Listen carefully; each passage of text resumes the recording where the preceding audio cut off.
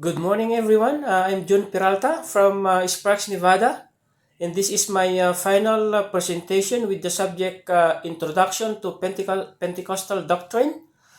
Today, we're going to talk about something that should fill our hearts with hope and excitement: the rapture. The rapture is when Jesus will come back to take his people with him. This event is called the Blessed Hope. In the Bible, it's something every believer can look forward to. The sermon that I want to share this morning is about the Blessed Hope, understanding the rapture. So, what is the rapture? How does it affect our lives? And why is it so important for us as Christians?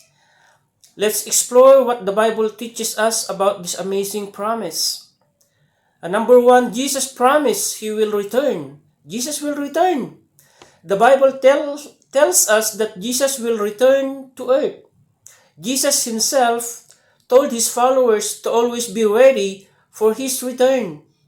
In Matthew chapter 24, verse 42, Jesus said, "Therefore keep watch, because you do not know on what day your Lord will come." Jesus didn't give us a date, but he did tell us to always be ready. Before he left this earth, Jesus comforted his disciples by saying, "I am going to prepare a place for you.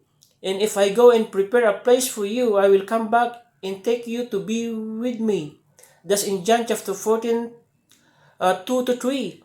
This is a promise we can trust he will come back. What is the rapture? Caught up to meet him in the air. The rapture is when Jesus comes to take his followers to be with him. It's described in 1 Thessalonians 4:16 to 17. "For the Lord himself will come down from heaven with a loud command, with the voice of the archangel, and with the trumpet call of God, and the dead in Christ will rise first.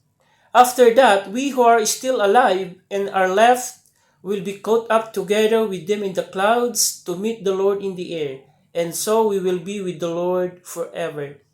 The dead in Christ will rise first, and then those of us who are still alive will be taken up to meet Jesus in the air. It's going to happen quickly in the blink of an eye. Be ready. He could come at any time. Live in expectancy. The key thing to understand about the rapture is that it could happen at any time. The Bible teaches that there are no signs, no need to wait for before Jesus comes back for his church. He will come when we least expect it. In 1 Thessalonians chapter 5 verse 9 says, "For God did not appoint us to suffer wrath, but to receive salvation through our Lord Jesus Christ." That means we as believers, we will not face God's judgment that will come during the tribulation. Jesus himself says in Matthew chapter 24 verse 44, "So you also must be ready, because the Son of Man will come at an hour when you do not expect him." We need to live in constant readiness, always looking forward to his return.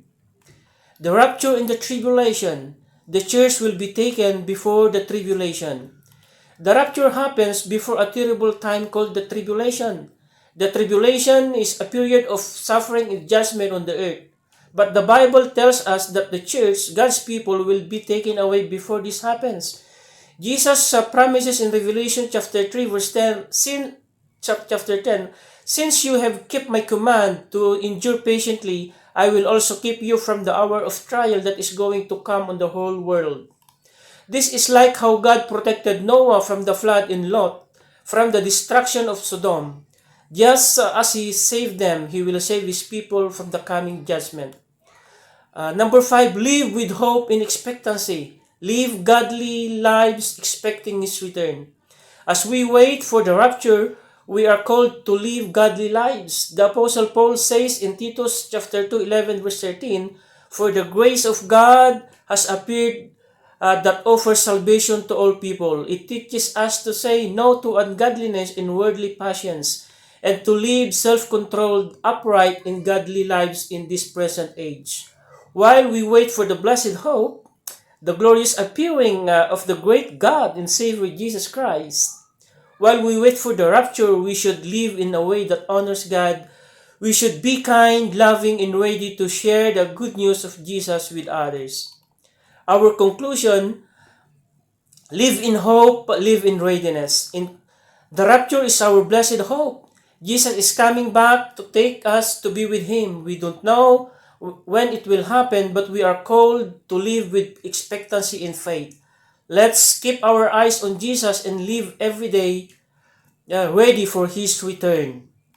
Let's pray. Heavenly Father, thank you for the promise of the rapture. Help us to live each day with hope and readiness, looking forward to the day when we will be with you forever. Strengthen us to live godly lives as we wait for your return. In Jesus' name, amen.